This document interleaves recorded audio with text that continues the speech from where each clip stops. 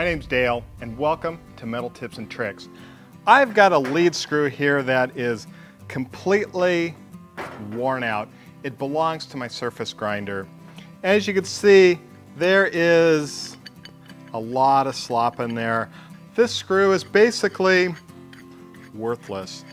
It is usable. Luckily, the direction that it moves the table in and out on the surface grinder isn't super critical because you can put a gauge on it and work with it that way. It's not like we're trying to thread something, but I would like to get it back into tolerance. So let's take a look at this screw right here, and what we're going to do is we're going to approach this at a different way. I could take a solid piece of 3/4 inch stock and make this, but I decided to get a pre-made screw for it. And here it is. It's beautiful, it's simple to work with. I just have to cut it, mill the end, cut it to length, and go to work. The challenge with any type of threading on a shaft like this or a rod is there's a lot of flex and a lot of give to it. And I would have to use a follow rest, which I can do that, but I just didn't want to get involved in it because there's a lot of challenges to that. And I decided it would be faster and easier for me just to buy a piece of all thread that is, properly made and ground. So all I have to do is machine this end down to match this. Now you'll notice that this section here has no real significance to it if you look at it. The bearing fits about in this area here. This shoulder is just an extended shoulder.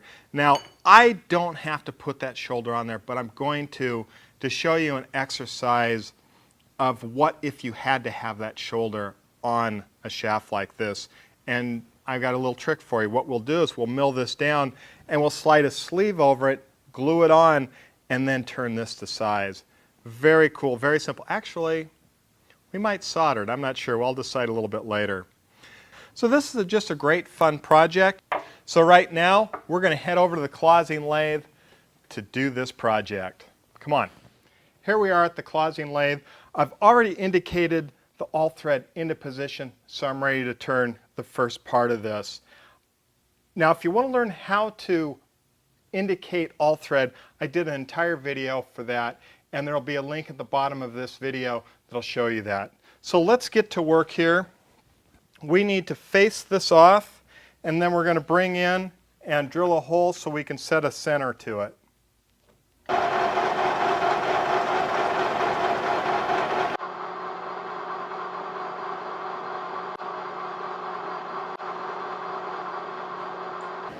That was easy. Now we're going to pull this out and re-indicate and set up a new live center for this.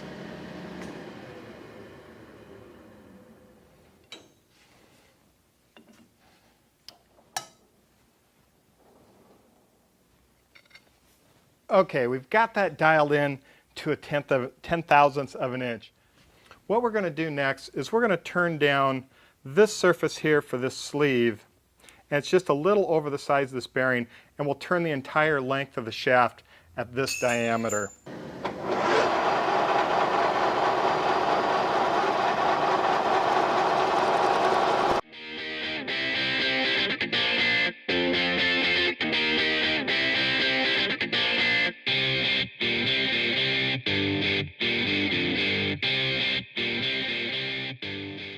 So the shaft has been turned down. I have a new sleeve. It fits a little bit loose, which is okay because we're going to solder it actually into place.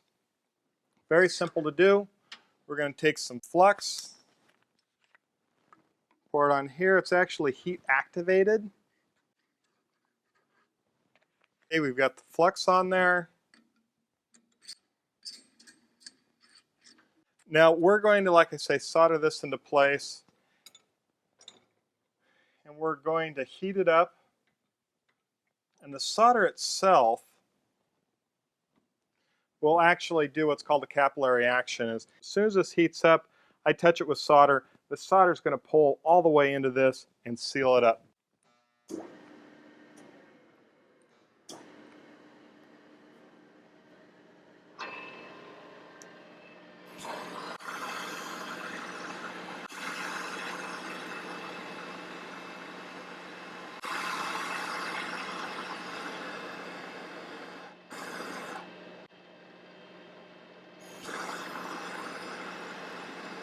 This is like soldering copper for plumbing joint.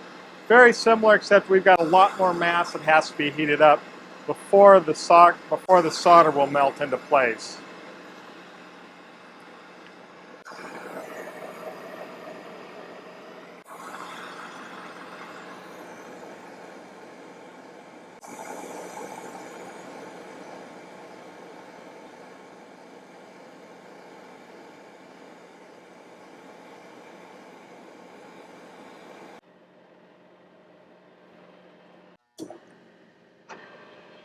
I was going to shut it off from rotating, but this will actually be a more accurate way to let it cool. One of the challenges I'm really concerned with is, did we warp this? And there's only one way to find out, is turn it down and find out. But it looks pretty solid. You can see how the solder just got pulled right in there. We'll find out if this is a successful way of doing it. Another way of doing it, of course, would be super glue. I've seen a lot of people be very successful with that. I unfortunately am not one of those. We're going to let this cool down and we'll start turning it in just a few minutes.